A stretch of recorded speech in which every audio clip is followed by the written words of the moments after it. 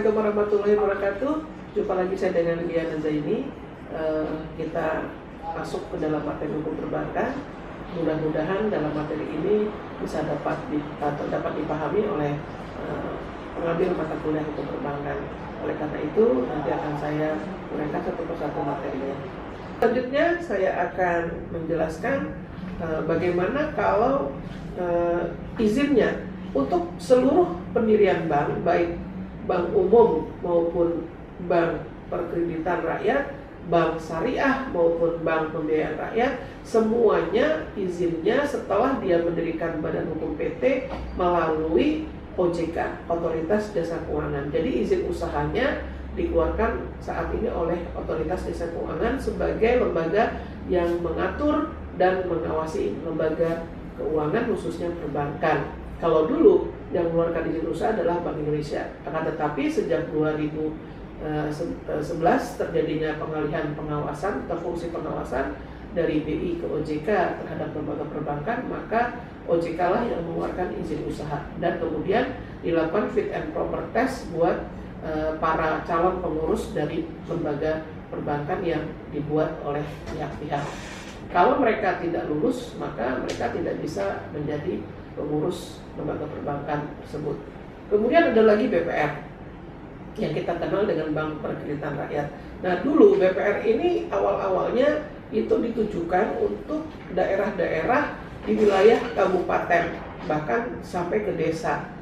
Akan tetapi dalam seiring perkembangan teknologi dan perkembangan ekonomi saat ini, BPR tidak hanya berada di kabupaten, BPR pun sudah berada di ibu kota provinsi. Artinya BPR ini sudah berkembang dan mereka boleh membuka cabang di kabupaten-kabupaten atau kota-kota lain, ya. Bahkan ada yang misalnya BPR-nya justru kantor induknya di kabupaten, justru di ibu kota provinsi itu menjadi cabangnya. Nah, BPR pun badan hukumnya adalah tetap perseroan terbatas dan dia dalam kegiatan usahanya menghimpun dana dari masyarakat dalam bentuk simpanan, ya, giro, deposito atau tabungan, ya. Kemudian dia juga akan memberi pinjaman dalam bentuk kredit sesuai dengan fungsi bank pasal 3 Undang-Undang Perbankan, yaitu sebagai penghimpun dan penyalur dana ke masyarakat atau financial intermediary.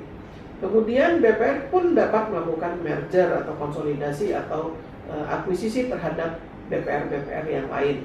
Nah, peleburan atau penggabungan atau konsolidasi ataupun akuisisi dari bank BPR ini bisa ditingkatkan menjadi bank umum dengan menaikkan modal dasar, ya. Kemudian dia memenuhi persyaratan-persyaratan untuk dapat naik tingkat atau naik kasta, ya, menjadi bank umum. Kemudian ada lagi bank syariah. Nah, selain bank umum yang saya sebutkan yaitu bank umum konvensional, juga ada bank syariah. Bank syariah ini peraturannya berbeda. Dia tunduk pada Undang-Undang Nomor 24 Tahun 2008 tentang perbankan syariah. Jadi tidak tunduk pada Undang-Undang perbankan yang Nomor 792 dan Undang-Undang Junto Undang Nomor 10 Tahun 98. Nah, konsepnya pun berbeda, bahwa bank syariah ini tidak boleh kegiatan usahanya dicampur adukan dengan bank umum konvensional.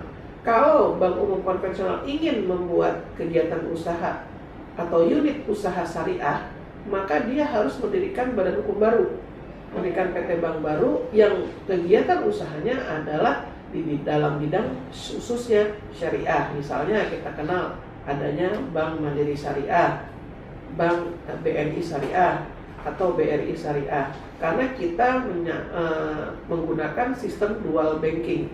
Jadi kita tidak menyatu antara bank umum dengan bank syariah, itu tetap dibagi dalam konsep dual banking.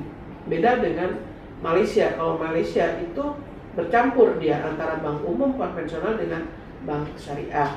Nah, oleh karenanya dalam bank syariah ini biasanya pemegang saham yang terbesar adalah dari bank BUMN masing-masing atau bank umum swasta masing-masing. Jadi tidak boleh campur adukan unit usahanya. Dia harus mempunyai badan hukum tersendiri. Terus apa perbedaannya dengan bank umum konvensional? Tentunya bank syariah ini akan tunduk pada prinsip-prinsip syariah. Ya, yang prinsip-prinsip syariah ini antara lain ada diatur di dalam undang-undang perbankan nasional, konvensional maupun undang-undang perbankan syariah.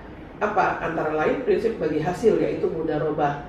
Kemudian pembiayaan berdasarkan penyertaan modal atau musyarakah. Kemudian ada lagi prinsip jual beli barang dengan memperoleh keuntungan, itu kita sebut dengan murabahah. Kemudian pembiayaan barang modal berdasarkan sewa murni tanpa pilihan, ijarah. Kemudian pembiayaan barang modal berdasarkan prinsip dengan adanya pilihan pemindahan kepemilikan atas barang yang disewa dari pihak bank kepada pihak lain atau ijarah wa iktina. Nah, dengan dasar dari prinsip-prinsip syariah ini, maka semuanya yang namanya bank syariah itu mengacu kepada prinsip-prinsip tersebut. Nah, dia tidak menggunakan prinsip sistem bunga, tetapi dia menggunakan bagi hasil konsepnya yang namanya bank syariah. Karena apa? Karena dalam bank syariah itu dulu adanya penolakan dari sebagian masyarakat Indonesia yang menganggap bahwa bunga bank itu adalah riba. Nah, oleh karena itu sebenarnya yang bank yang pertama kali melakukan konsep dengan konsep syariah itu adalah Bank Muamalah yang berdiri di tahun 1992. Meskipun saat itu undang-undang perbankan belum diatur dan belum ada pengaturannya. Jadi masih menggunakan pengaturan tunduk ke undang-undang perbankan yang nomor 792 yungto undang-undang 1098. Bank syariah baru keluar undang-undang perbankan itu adalah di tahun 2008 dengan dikeluarkannya undang-undang nomor 24 tahun 2008. Oleh karena itu yang namanya bank syariah itu adalah tunduk pada ketentuan hukum Islam. Akan tetapi yang menjadi permasalahan di dalam bank syariah ini adalah dalam penyelesaian sengketa maupun di dalam proses penjaminan, ya, di dalam pembiayaan bank syariah. Kalau bank syariah ini tidak ada dikenal istilah kredit, tetapi pembiayaan. Di dalam pembiayaan yang menggunakan bank syariah ini masih setengah-setengah untuk negara Indonesia ini. Kenapa saya katakan setengah-setengah? Jaminan atau proses penjaminannya masih menggunakan undang-undang yang tunduk pada undang-undang bank umum konvensional, misal hak tanggungan, jaminan barang bergerak atau fidusia, itu masih menggunakan undang-undang yang tunduk bank yang digunakan oleh bank umum konvensional.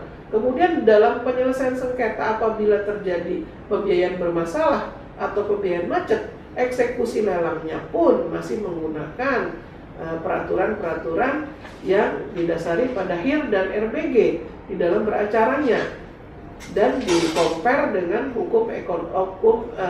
kompilasi hukum ekonomi syariah. Akan tetapi peraturan-peraturan yang khusus menyelenggarakan untuk penyelesaian apabila terjadi pembiayaan bermasalah atau pembiayaan macet pada bank syariah itu saat ini belum diatur secara khusus dan belum ada undang-undang yang mengatur terkait proses penjaminan maupun penyelesaian apabila terjadi pembiayaan bermasalah atau pembiayaan macet. Nah, itu pada dasarnya yang ada di dalam bank syariah. Nah, bank umum syariah selain itu juga ada BPR syariah.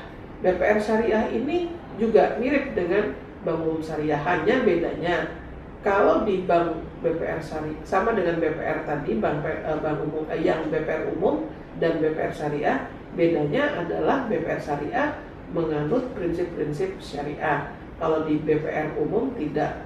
Ya, kemudian yang paling penting BPR itu dan BPR syariah tidak mengeluarkan uang dalam bentuk atau tidak melakukan penyimpanan uang dalam bentuk giro, ya.